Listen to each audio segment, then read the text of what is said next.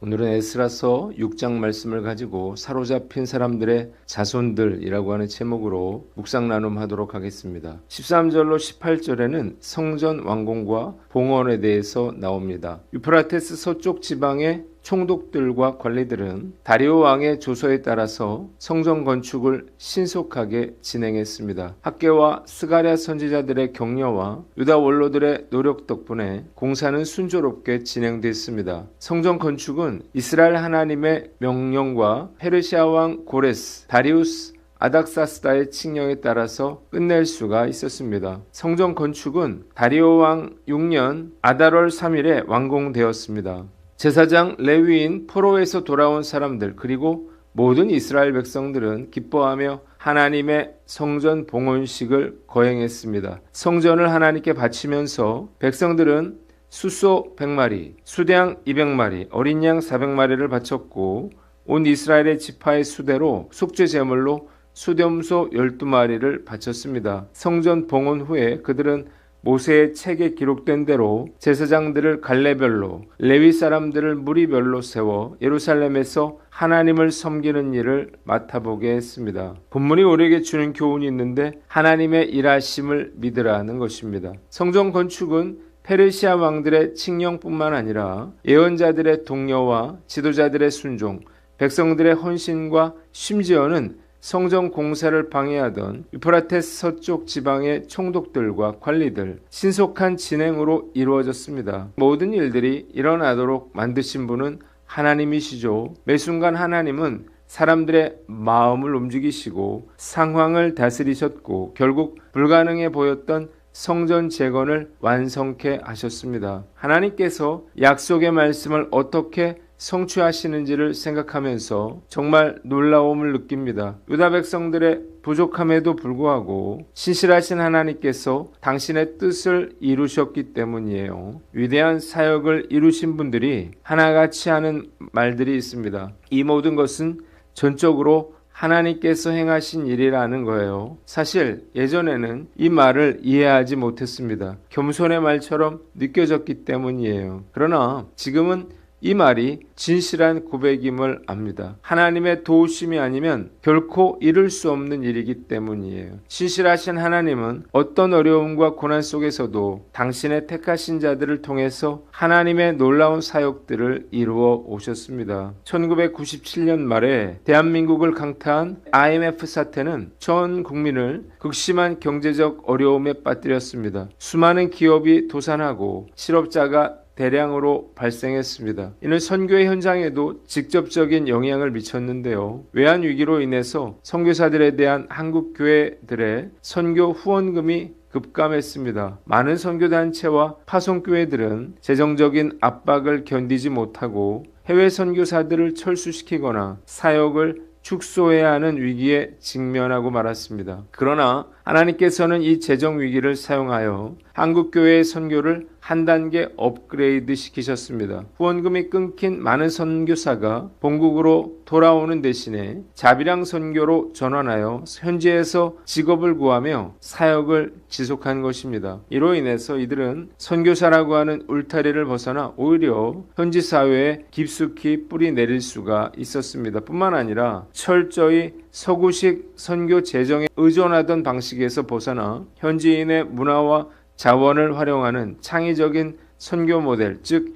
비즈니스 선교나 전문인 선교가 급속도로 늘어나기 시작했습니다. 그 결과 IMF 외환 위기는 한국 교회의 양적인 성장 위주의 선교 대신에 현지 교회 자립과 제자 양육 등 내실 있는 사역에 집중하는 기회가 되었고 하나님은 IMF 외환 위기를 선교의 질과 방식을 바꾸는 주권적인 섭리의 도구로 사용하셨습니다. 오늘도 하나님의 선한 사역들이 하나님이 심으신 소원을 따라서 움직이는 사람들의 손길을 통해 하나님이 다스리는 상황 속에서 계속 진행되고 있음을 고백합니다. 저의 사역도 마찬가지예요. 비록 작은 교회를 맡아 힘든 사역을 하고 있지만 결코 내 힘으로 할 수 없는 일이었습니다.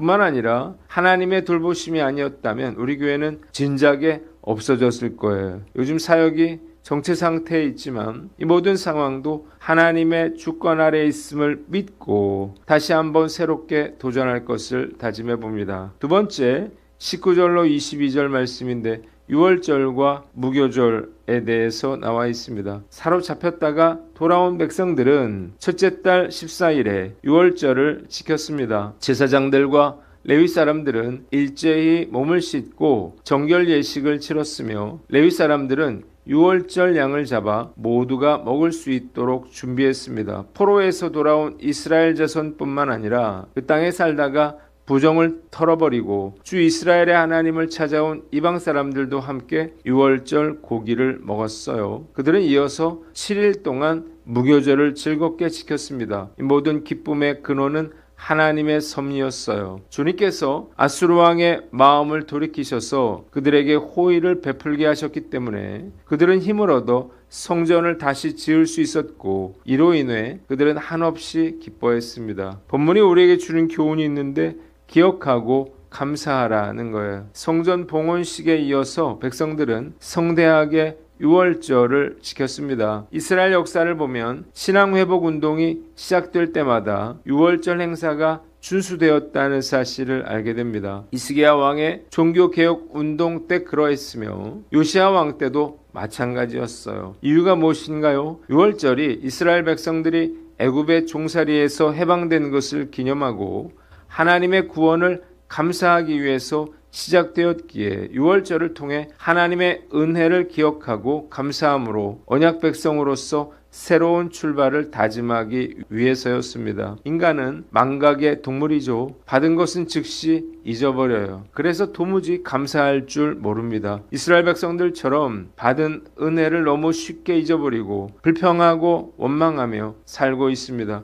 예전에 개그 콘서트 코너 중에 닥치고라고 하는 코너가 있었는데요. 닭들의 고등학교를 배경으로 한 코너예요. 닥치고에 등장하는 캐릭터들은 뭐든지 3초면 잊어버립니다. 자신이 말한 것을 잊어버리고 자기가 뭘 하고 있었는지를 잊어버려요. 선생님들은 교실을 들어올 때마다 자기가 왜 그 반에 들어왔는지를 잊어버리고 학생들도 자신이 무슨 말을 했는지 기억을 하지 못합니다. 양호 선생님은 아픈 학생을 옆에 두고 엉뚱한 학생에게 주사를 놓고 약을 먹여서 웃음을 자아냅니다. 저는 이 코너를 보면서 부끄러운 마음이 들었어요. 저의 모습과 비슷하다고 생각했기 때문이에요. 얼마나 쉽게 우리가 은혜를 잊어버리는가요? 저는 매년 제 생일을 기념하고 챙깁니다. 아내와 딸의 생일도 챙깁니다. 결혼 기념일도 잊지 않아요. 그렇다면 하나님의 구원 사건과 베풀어 주신 은혜도 결코 잊지 말아야 할 것입니다. 행복한 사람은 은혜를 기억하고 감사하는 사람이고 불행한 사람은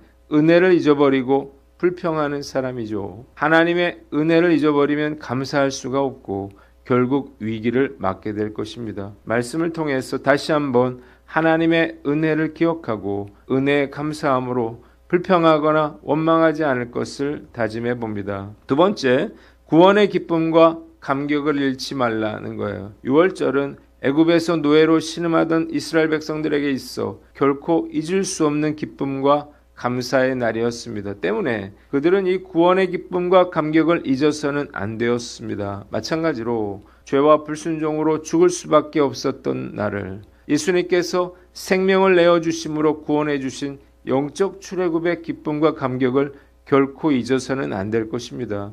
예수님의 십자가 사건으로 인해서 저의 삶은 180도 변화됐어요. 이 땅의 헛된 것을 쫓아 살지 않고 주님께서 저에게 맡겨주신 복음 전파와 제자 삼는 가치 있는 일에 쓰임받게 주셨습니다. 뿐만 아니라 거룩함과 순결한 삶을 추구하며 주님 안에서 풍성한 삶을 살게 허락해 주셨습니다. 얼마나 감사하고 기쁜 일인지요. 이 구원의 감격과 기쁨이 식어지지 않도록 해야 합니다. 그 놀라운 사랑과 은혜를 체험하고도 또다시 구원의 기쁨과 감격을 잊어버린다면 저는 사람도 아닐 거예요. 다윗은 자신이 목동이었다고 하는 사실을 결코 잊지 않았습니다. 그래서 늘 하나님께 감사하며 살았고 그 감격을 결코 잊어버리지 않았습니다. 그래서 하나님은 다윗을 사랑하셨고 그를 존귀한 자가 되게 해 주셨습니다. 하나님이 다윗을 좋아하실 수밖에 없으셨다는 생각이 들어요. 일평생 하나님께서 베풀어 주신 감사와